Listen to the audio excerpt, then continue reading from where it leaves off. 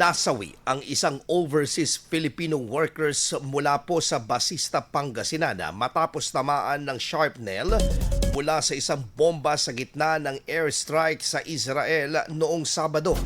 Kinilalang biktima na si Mary Ann Velasquez de Vera, 32 years old at isang caregiver.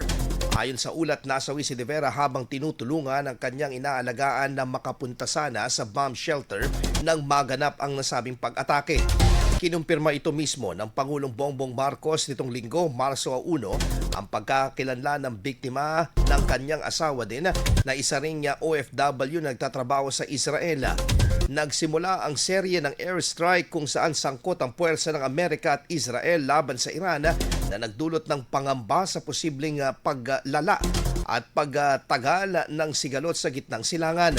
Patuloy naman na minomonitor ng pamahalaan ang kalagayan ng mga Pilipinong nasa gitnang silangan sa umiigting na tensyon sa nasabing rehiyon habang inaasahan naman ang karagdagang impormasyon hinggil sa nasabing sitwasyon. IFM News. IFM News. IFM News.